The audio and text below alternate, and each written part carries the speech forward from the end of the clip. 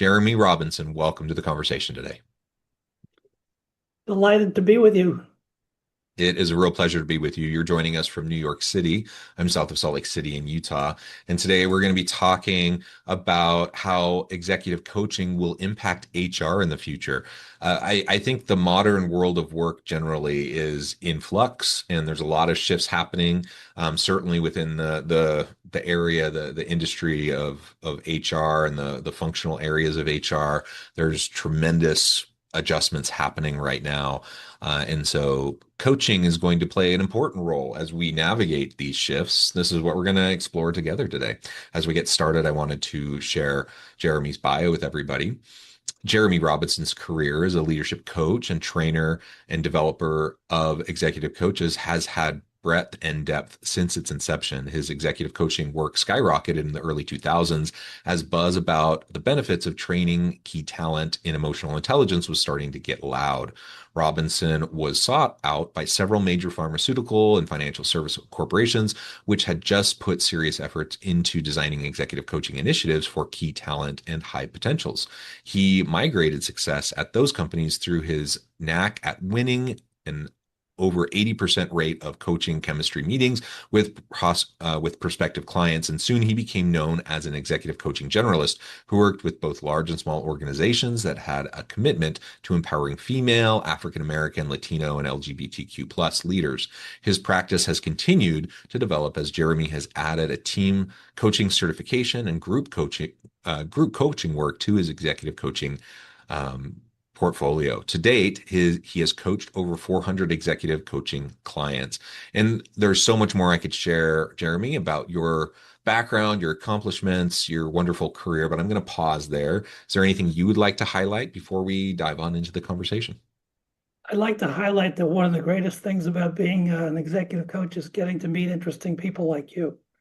I wouldn't meet them walking out in the street in New York City, but somehow sitting on Zoom or going into an office, I get to meet these fabulous people like you, and I just feel very grateful for that. Oh, I appreciate that. And I completely agree. Having the opportunity to consult or coach opens the door to so many wonderful interactions. And then having conversations like this on the podcast. Yeah. I'm upwards of 1,500 interviews on this podcast over the last 5 years or so. And it has been awesome. Just an amazing opportunity to just talk with folks from all over the world. And it's something that I still kind of scratch my head. I'm like, I can't really believe that this has happened, but it started as a pandemic kind of side little Oh, really? Yeah. experience. I'm like, I miss talking to people, I miss going out, I miss traveling, I missed all of that. And I always listen to podcasts, and I'm like, I'll go ahead and I'll just start something and see what happens. And it just kind of came from that. And it's Well, been I one of the think I think you're being a little humble. I think you're a pretty hard worker. well, I'm a hard worker, but it has been something that has been a really nice, pleasant surprise. And I agree with you. Like having these conversations is one of the highlights of my day and week. It really is reinvigorating, and I hope it is for the audience. Yeah. And today, again, we're going to be talking about HR and the transitioning role of the HR professional and what coaching can do to support and sustain that. Maybe as we start, though, I'd love to just hear a little bit about your early career and how you shifted into the coaching space. Yeah, who knew, right? So Yeah. when I came when came out of college, I was a newspaper reporter. I was always a good writer. I won a couple of poetry prizes in college. I had I was so lucky. I got a lot of really brilliant writers to be my mentors over the years. I mean, the brief list includes Isaac Bashevis Singer, who won the Nobel Prize for Literature, James Dickey, who won the National Book Award, James Merrill, blah blah blah. There's more there, but the point is, I was a young dude. I was pretty talented, but I don't think I was that talented, and people were just mostly incredibly nice to me. So I quickly realized that I wasn't going to make a living as a poetry person or a poet unless I want to get a doctorate also, and I didn't want to be doing that. So I got a job as a newspaper reporter at various papers, first in New England and then in California. And what I was doing as a newspaper reporter was I was covering people doing stuff in the world, which seemed wonderful to write about. Especially I like to write, on deadlines, when the city editor is standing over my desk and needs 2 takes to get the thing on the front page or the second section in 20 minutes on one of those old Royal typewriters like you see in the movies. But what I didn't like was I was standing outside the fire and I wasn't helping anybody with the fire. So that seemed like a really disconnect for me. So that was my first disconnect. My second disconnect was I was writing a novel, and even though I loved writing and I think I was pretty good at it, I found it much too lonely for me. Didn't work. Mm, So I was thinking, well, what goes with this that has this kind of interior hmm journey? hmm So I decided to become a licensed clinical social worker psychotherapist, which I did. And I was fortunately quite gifted at it. So I pursued a career in that. And on my way to doing that in this particular institute I was training on, they had something called mental health consultation, i.e., apply the skills of being a therapist to the workplace, i.e., being a coach. But they hmm didn't call it that. They just called it something else. But I had a supervisor. I was coaching somebody who is now the boss of people she had been the peer of. And I worked with this person for 3 months, and it worked out very well. It was at Jacobi Hospital. I still have some contacts in New York City. So then I ended up heading this department, and I started trying to do something which I didn't even know it was called, which was executive coaching. And by the way, I got nowhere with it for about 10 years until Daniel Goleman came along and wrote this book called Emotional Intelligence. mm. And I said, aha, I think I have something here. And then, Bringing social work to the mainstream, right? yeah, In organizations. yeah, yeah, exactly. And I would just point to the book, what do you do? I got this book here. You want to make your people more emotionally intelligent? I think I can help. Let's give it a shot. And it seemed to work out pretty well. Yeah, awesome. Well, I appreciate, the background in humanities, in writing, and then in social work, and the transition into coaching. And I actually often tell people, so I come from a large family, and most of my family are in the social work and therapy realm. I come from a family. I've 8 children. Both my parents are therapists and social workers. Most of my siblings are, and then I'm kind of the oddball out. I'm not. But I tell people, I'm like, it's not really that different. Like I do much of the same types of things. I just do it on like the internal like organizational and leadership level. But it's a lot of the same stuff. And in fact, like my sister who's a therapist, a lot of times she'll look at my articles that are written from an organizational and leadership lens, but Right. it's like totally the same type of stuff that she Yeah. does in her, therapy or social work, work with clients. So there's definitely clear opportunity for overlap and informing, each can inform the other, I think. Yeah, high altruism, interest in people, having a literary mind. I got a master's degree along the way in writing, and I always felt that somehow having that was as useful as any clinical degree I ever had. Not that Mm, the clinical degree was bad, but sure. understanding plot, dialogue, nuance, reading Shakespeare. That's pretty good to know in terms of your understanding about stuff about conflicts with human beings, right? Yeah. Awesome. Awesome. Well, very good. So you find yourself now, you're in the coaching world. Um, you start to have more clients. You've leveraged your kind of transitioning career and past experiences with writing, with social work into coaching. Um, Tell us more now about iCoach, your global executive training program, and how that emerged and how you started training HR professionals. Well, that's sort of a bunch of guys got together. Oh, actually, one woman, shepherded by a guy named Bob Lee, who used to be the head of the Center for Creative Leadership and for Lee Hecht Harrison, outplacement firm. He was a very entrepreneurial psychologist who was a bit of a character. And he rounded up me and three other colleagues. And we were doing a program at the New School for Institute. And then we decided we'd take it somewhere. We didn't know where to take it, to be a coach training program. And we wanted to have several components. We wanted to have classes. We wanted to have individual supervision. And we had to have an individual practicum where the actual participants would get an actual coaching case that was theirs. And we would supervise them on it, and they would get to learn through doing. So we started doing that in 2004. We rented space at Morgan Stanley, and we were off to the races. And we've been doing it since then, 23 years. They all get a coaching practicum.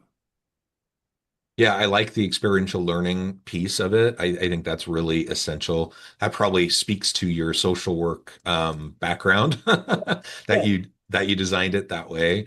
yeah. And you've trained a lot of HR professionals over the years. Any idea kind of where that number stands?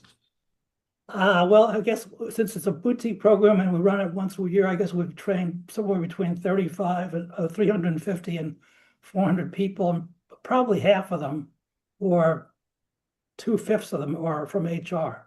In part Hmm. because they are doing HR partnering, in part because some of them are really good at it. I mean, some of them who have trained are extraordinary, just breathtakingly good. And some of them are just very good. And they get, a lot of them are business partners, so they get having to be kind of the doorstep of leadership. Hmm.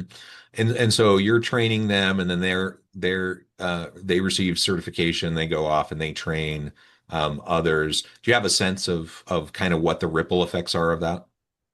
I don't know as much as I should. We don't track them as well as we should. But it is gratifying to hear them pop up and see them post over LinkedIn and see stuff that's happening that they've done. And it does, there's a multiplier effect. That was one of my students on the award and executive coaching program. She wrote that book. So you see that happening, which is very gratifying. Yeah, absolutely. So, since 2004, you've trained hundreds. And they go out and they train more, and they Right. write and they influence. Um, but as I teased in the beginning, we're in a dynamic period.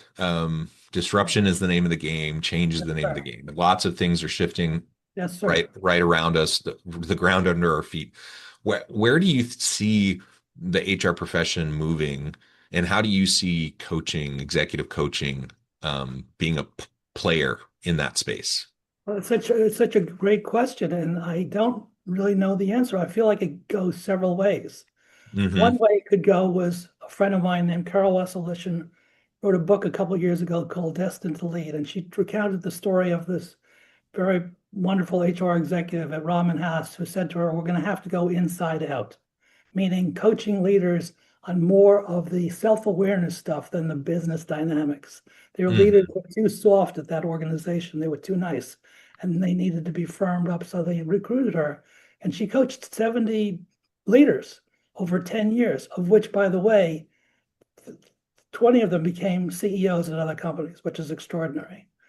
So there's that. There's a very sophisticated part of HR that really understands leadership well. But there's another part of HR leadership, which is not really leadership. It's just sort of, I should be nice about this, but it's sort of like it doesn't necessarily inform what's happening with the program, with the company. There's no synergy there. Yeah. So when I thought executive coaching was having a moment about 2 years ago, I thought that people in HR were really getting leadership in a way that they were able to both do it themselves and translate it for their leaders. Now there's a little bit of a fragmentation occurring because of what I call a commoditization of executive coaching. Hmm. A lot of coaching being offered that's sort of like one-off things, and Yeah. people are calling it executive coaching, which I beg to differ. I don't think that's executive coaching. I think it's coaching.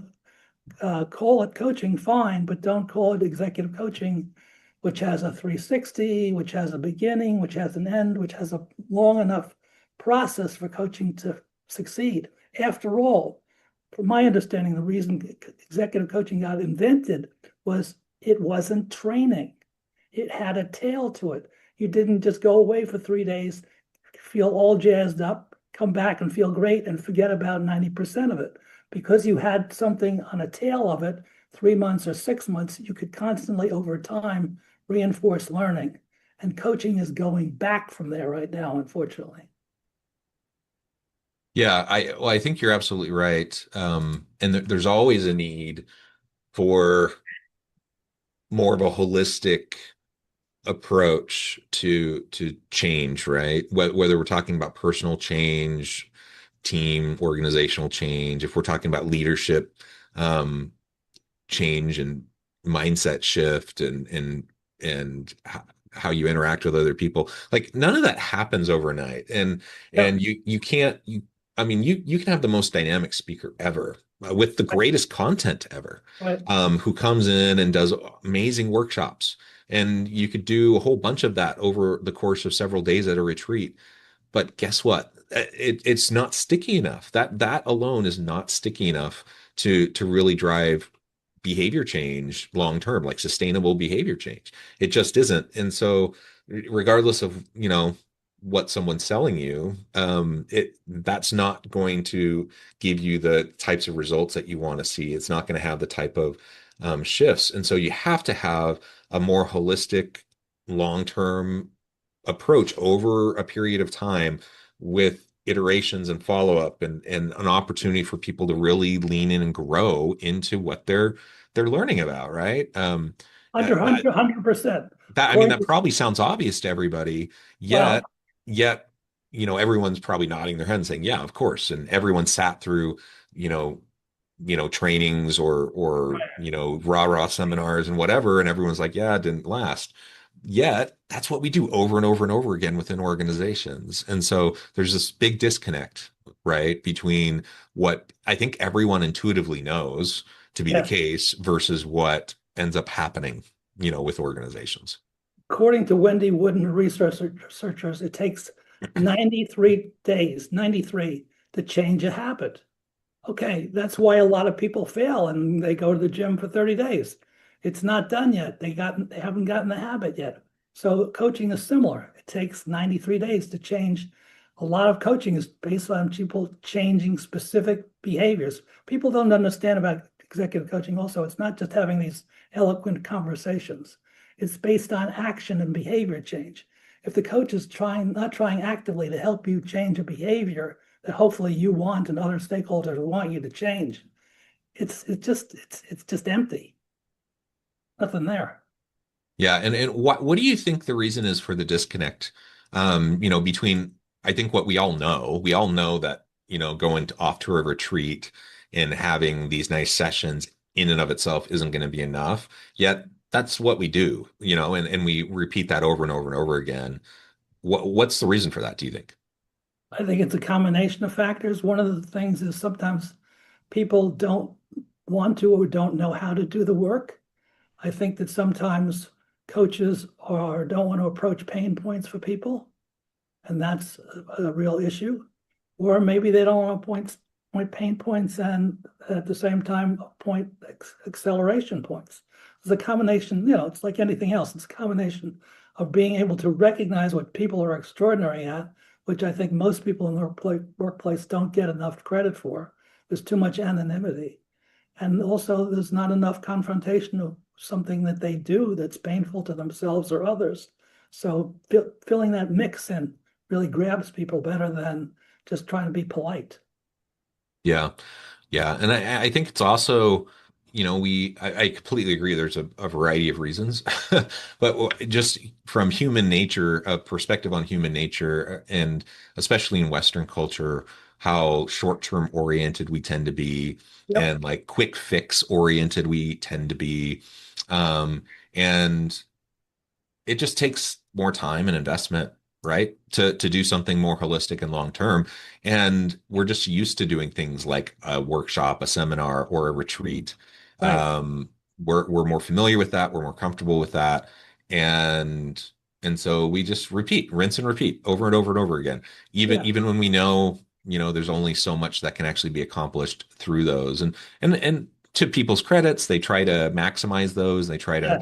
They to mean to well. They absolutely mean they well, no mean doubt. well, they want to make the most of those opportunities, but and I'm not saying that those opportunities can't be leveraged. Like Right. they can be important I agree. springboards, I agree. but there has to be follow up, and there has to be additional components built into a more holistic change initiative, like a whole strategy.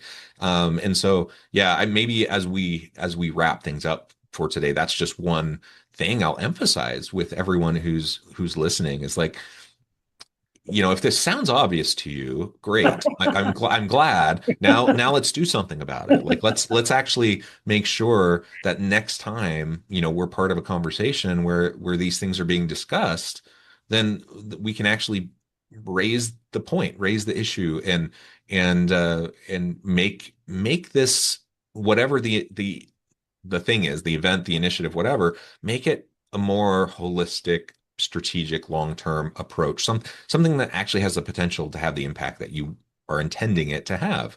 And I am a true believer that we can develop, like emotional intelligence, like you said, in the 2000s. Like absolutely, people can develop their emotional intelligence. You can Absolutely works every time. yeah, you can absolutely strengthen that muscle. There are all sorts of different kind of soft skills, durable skills, transferable skills, whatever term you want to use for it. There's all sorts of those that are going to dramatically impact your ability to be an effective leader, an effective team facilitator, if you really put in the time and the effort. But it's not enough to just like learn about it. You have to practice it. You have to do it. You have to Yes. then iterate and you have to reflect and you have to, stretch yourself just like you'd go to the gym and develop over time. Same exact thing. All of the above. And the good news is it's happening behind a background of really great learning around uh, positive psychology, which actually came to the fore at the same time as executive coaching. Hmm.